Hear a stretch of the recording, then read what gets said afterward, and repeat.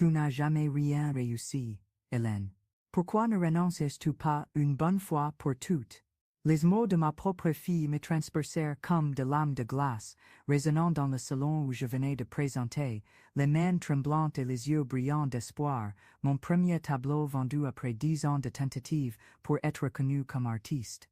Le chèque de 500 €, insignifiant pour elle, mais le monde entier pour moi, tremblait entre mes doigts tandis que Camille me regardait avec ce dédain que je connaissais si bien, le même que je voyais dans les yeux de mon ex-mari, le même qui me hantait depuis des décennies. 500 €, maman? Mon salaire d'une matinée vaut plus que ça. Tu as 52 ans et tu joues encore à l'artiste. Elle rit, un son rauque qui coupa l'air comme du verre brisé. Papa avait raison à ton sujet. Tu as toujours été une rêveuse pathétique. Mes genoux fléchirent. Là était ma fille unique, la personne que j'aimais le plus au monde, détruisant en quelques secondes le moment le plus heureux que j'ai connu depuis des années. Le tableau, un paysage au ton bleu et doré que j'avais peint en pensant aux yeux de ma fille lorsqu'elle était enfant, était appuyé contre le mur, témoin silencieux de mon humiliation. La galeriste avait dit que mon travail avait une sensibilité particulière, qu'il y avait quelque chose d'unique dans ma façon de capturer la lumière. Mais maintenant, sous le regard cruel de ma propre fille, toutes ces paroles semblaient de vaines consolations. Camille, s'il te plaît, ma voix sortit comme un murmure étranglé. Je voulais juste partager ça avec toi. C'est le premier tableau que je vends, après tant d'années d'efforts, tant d'années perdues, tu veux dire. Elle prit son sac et se dirigea vers la porte. Je suis en retard pour un dîner au club. Contrairement à toi, j'ai des rendez-vous importants, des gens importants m'attendent. La porte claqua avec un fracas qui sembla secouer toute la maison. Je restais là, seul dans le silence pesant de mon salon, serrant ce chèque comme un trésor dévalué, sentant les larmes brûler mes yeux. 52 ans de vie, et ma propre fille me voyait comme une ratée. Mais cette humiliation, aussi dévastatrice soit-elle, n'était rien comparé à ce que j'avais enduré pendant des décennies. Ce n'était que la goutte d'eau dans un océan de mépris que je portais depuis si longtemps, qu'il était devenu une partie de moi, comme une cicatrice invisible qui ne cessait jamais de faire mal. Je m'assis lourdement sur le canapé, le chèque toujours tremblant dans mes mains, et laissai mon esprit vagabonder vers le passé, vers les moments qui avaient façonné celle que j'étais devenue. Il fallait remonter à ce septembre 1990, lorsque j'avais seulement 25 ans et croyais que l'amour pouvait déplacer des montagnes. J'avais rencontré Robert lors d'une exposition d'art dans le centre-ville. Il était tout ce que je pensais vouloir, un homme à succès charmant, avec ce sourire qui semblait promettre le monde. J'étais là avec mes tableaux, essayant d'en vendre quelques-uns pour payer le loyer de mon petit atelier, lorsqu'il s'approcha. « Vous avez du talent », dit-il, s'arrêtant devant une toile où j'avais peint le coucher de soleil, vu de la fenêtre de mon appartement. Mais le talent ne paie pas les factures, n'est-ce pas? J'aurais dû percevoir le venin caché dans cette phrase, mais j'étais amoureuse pour la première fois de ma vie. Robert était avocat, 10 ans mon aîné, et il semblait si sûr de lui, si différent des artistes bohèmes avec lesquels je fréquentais. Lorsqu'il me demanda en mariage 6 mois plus tard, je dis oui sans hésiter, même lorsqu'il suggéra que je fasse une pause dans l'art pour me concentrer sur la construction d'une famille. L'art est un joli passe-temps pour les célibataires, disait-il, toujours avec ce sourire que j'avais appris à craindre. Mais une vraie femme mariée a d'autres priorités.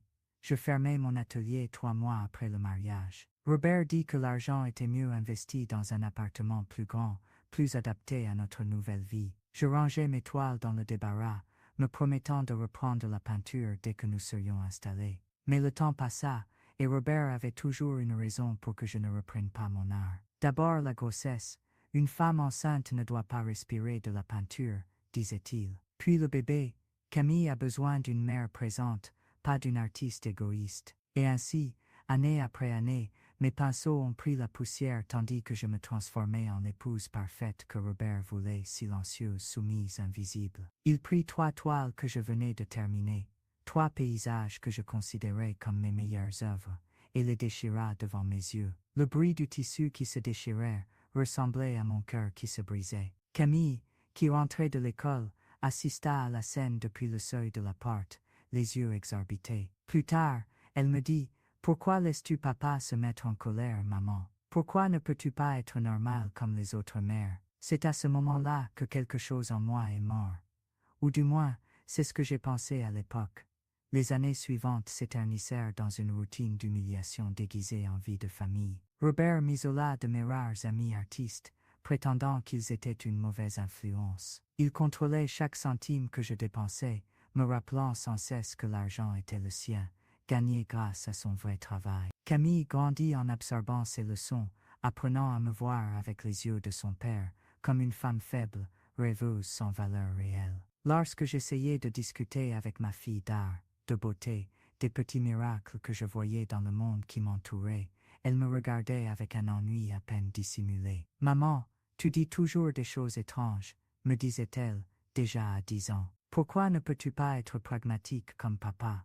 Robert se nourrissait de ce rejet. « Tu vois comme notre fille est intelligente, disait-il, toujours assez fort pour que je l'entende. Elle comprend déjà que dans la vraie vie, ce qui compte c'est le résultat, pas la fantaisie. » En 2015, après 20 ans de mariage, Robert demanda le divorce. Il y avait une autre femme, plus jeune, plus belle, plus convenable, pour la position qu'il avait atteinte dans sa carrière. « Tu n'as jamais grandi, Hélène, expliqua-t-il à notre fille, alors âgée de 18 ans. Ta mère vit encore dans un monde de chimères. J'ai besoin d'une vraie partenaire. » Camille, qui terminait ses études secondaires, choisit de vivre avec son père. « C'est plus pratique, dit-elle sans même me regarder dans les yeux. Sa maison est plus grande, et j'aurais besoin de calme pour réviser mes examens. » Je me suis retrouvé seul dans l'appartement que Robert m'avait laissé, petit, dans un quartier éloigné, avec une pension à peine suffisante pour couvrir les dépenses de base. À 48 ans,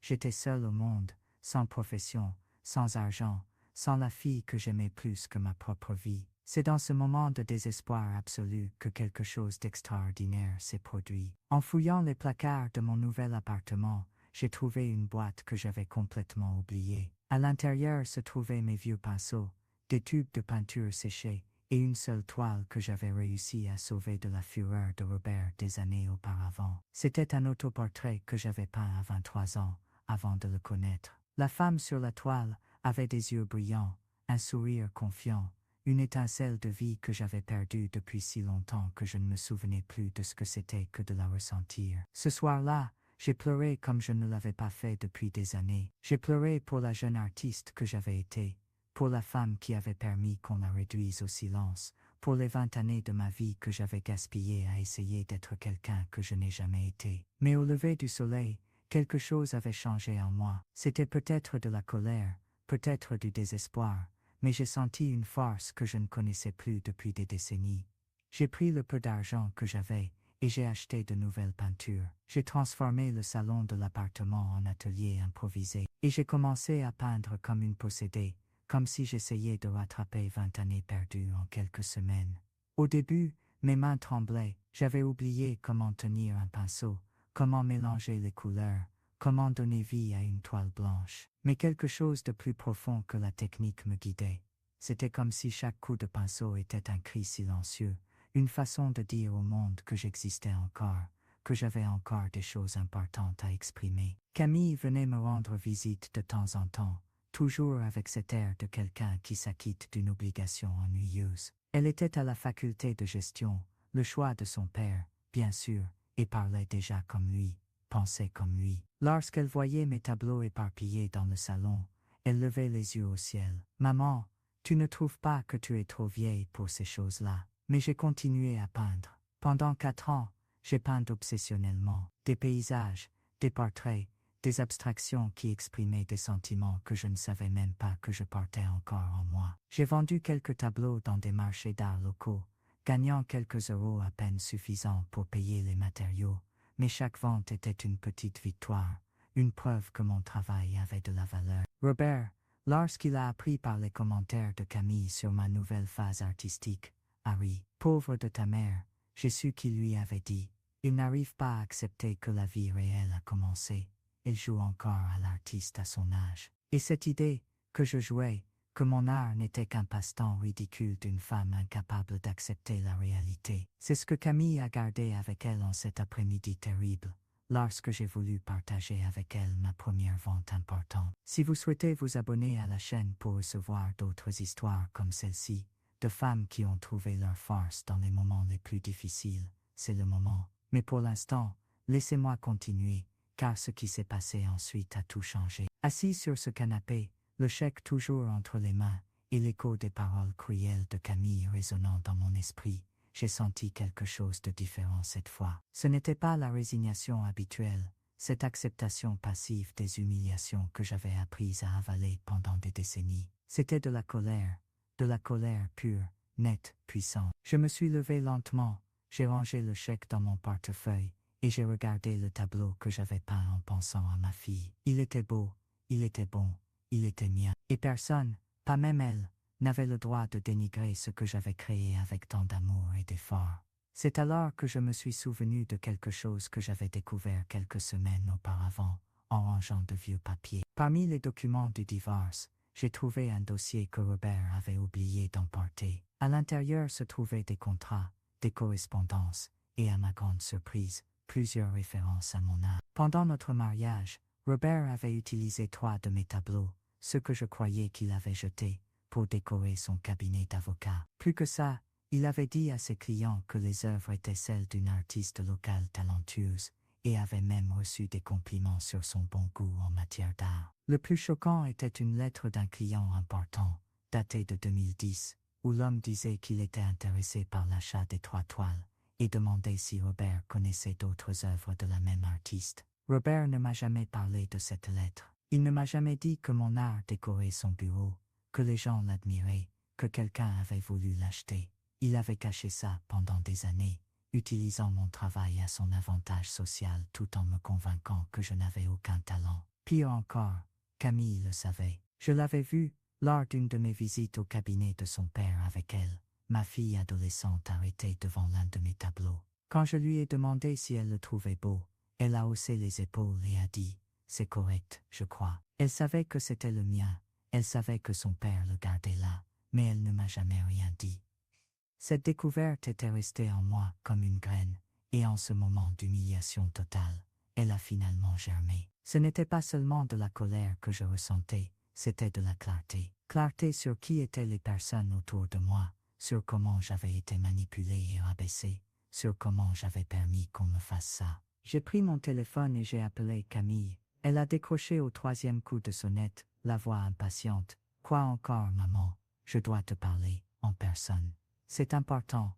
Maman, je suis au milieu d'un dîner important. Tu ne peux pas attendre. » « Non, ai-je dit, et ma propre voix m'a surprise par sa fermeté. « Tu ne peux pas attendre. » Elle a soupiré dramatiquement. « D'accord. Demain matin, mais ça doit être rapide. J'ai une réunion à 9 heures. » Le lendemain matin, Camille est arrivée à mon appartement, avec cette expression de celui qui rend un immense service. Elle portait un tailleur cher, un cadeau de son père, sans aucun doute, et regardait autour de ma pièce comme si elle inspectait un endroit contaminé. De quoi s'agit-il, cette urgence? J'avais passé la nuit à organiser mes idées, à préparer chaque mot. Il n'y aurait pas de cris, pas de larmes. Ce serait seulement la vérité, crue et nécessaire. Assis-toi, Camille. Elle a obéi à contre-cœur, croisant les jambes et regardant sa montre. J'ai pris le dossier avec les documents que j'avais trouvés, et je l'ai posé devant elle. Je veux que tu vois certaines choses.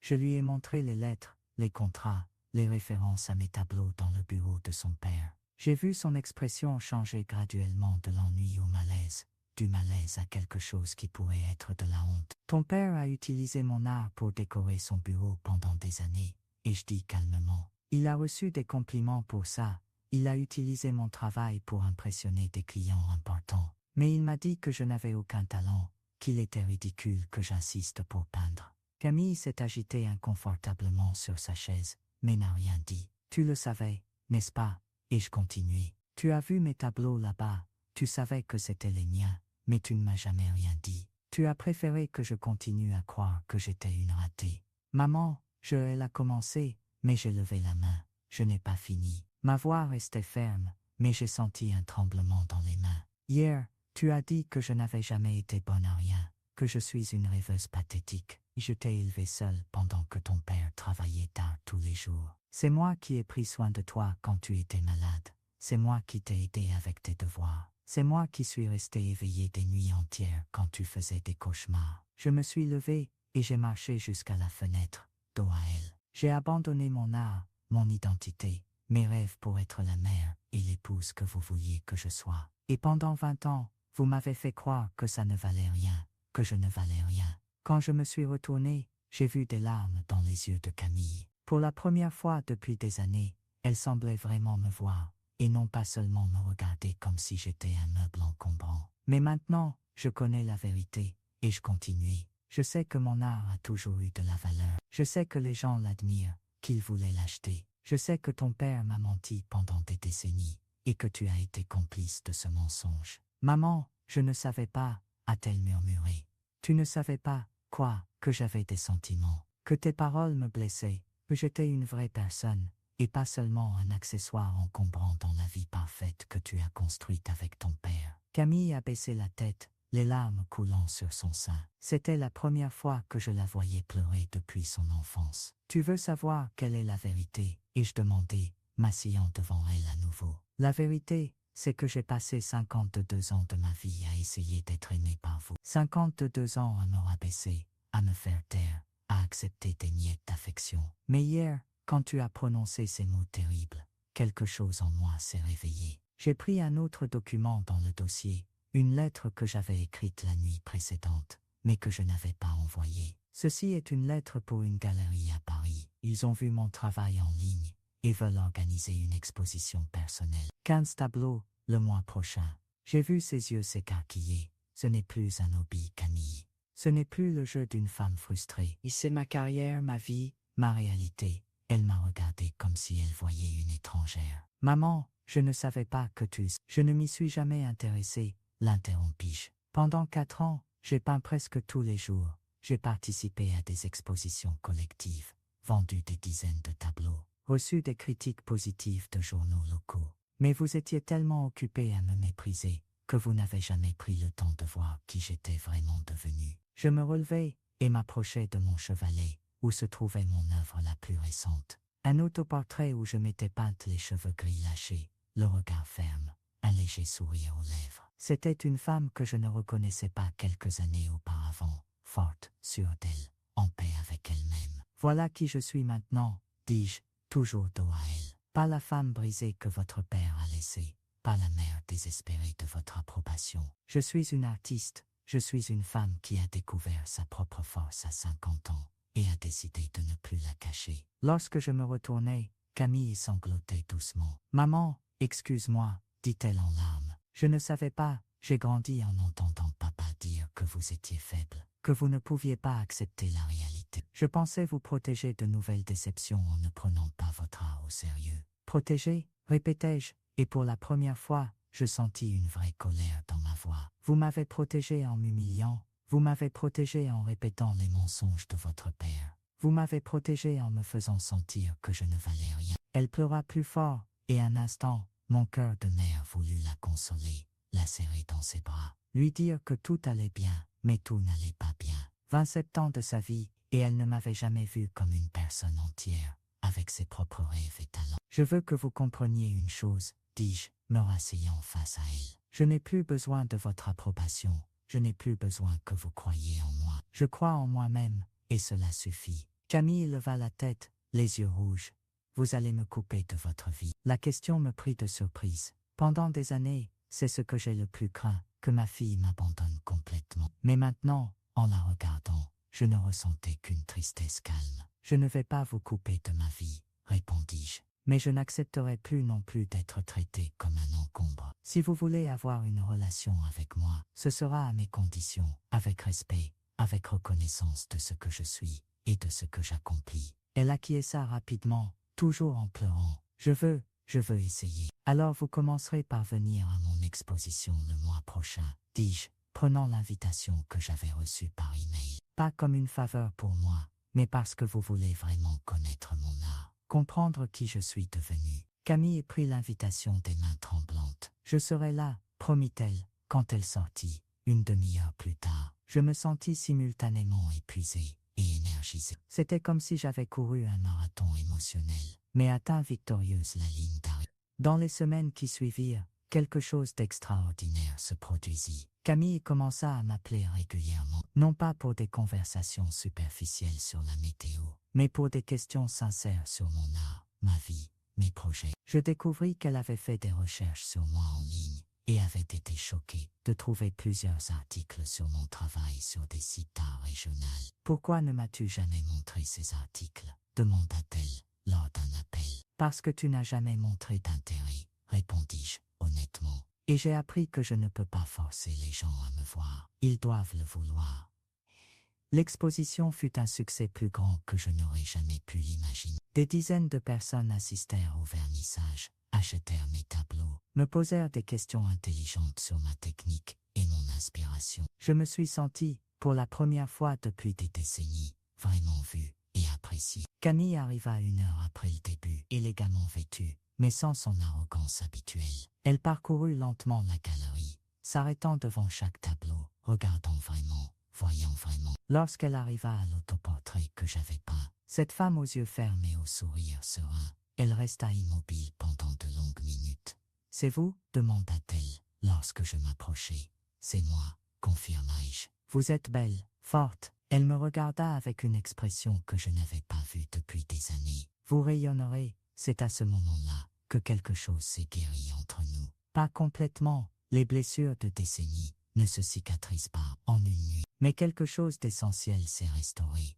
la reconnaissance mutuelle que nous étions 2 femmes complètes, avec nos propres histoires et valeurs, essayant de se comprendre. Robert apparut à l'exposition dans les dernières minutes, probablement motivé par la curiosité. Après que Camille lui eut raconté l'événement, il traversa la galerie avec cette expression que je connaissais bien, une surprise mal dissimulée, peut-être même un peu d'envie. Quand il s'approcha de moi, je discutais avec un collectionneur intéressé par l'achat de 3 de mes toiles. Robert attendit poliment que nous ayons terminé notre conversation avant de me parler. « Hélène, dit-il, et il y avait quelque chose de différent dans sa voix. « Félicitations, c'est impressionnant.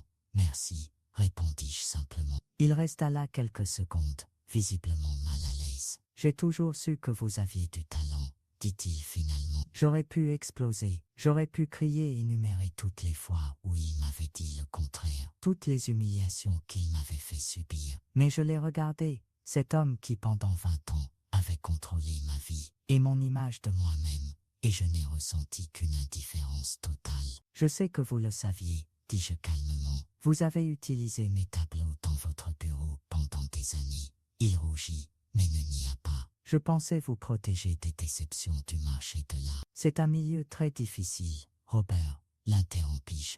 Vous n'avez plus besoin de mentir, ni à moi, ni à vous-même. Nous savons tous les deux la vérité. Il se tut, et un instant, je vis en lui non l'homme puissant et manipulateur qui m'avait terrorisé pendant des décennies, mais seulement un homme d'âge mûr essayant de justifier des choix qu'il savait lui-même injustifiables. J'espère que vous serez heureuse, dit-il finalement, et quitta la galerie. Camille, qui avait assisté à la conversation de loin, s'approcha de moi. Comment arrives-tu à rester si calme, Seut?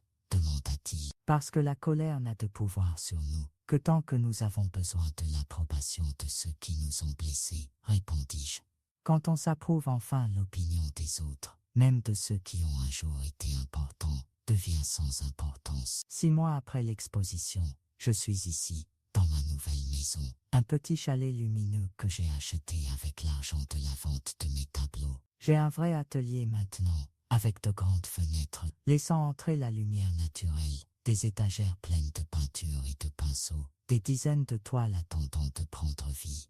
Camille me rend visite régulièrement. Notre relation est encore en reconstruction, mais elle repose désormais sur la vérité et le respect mutuel. Elle me parle de son travail, de ses relations, de ses insécurités. Et je partage avec elle mes projets, mes découvertes artistiques, mes réflexions sur la vie. Nous sommes 2 femmes adultes apprenant à se connaître vraiment pour la première fois. Hier, elle m'a apporté une commande Seut.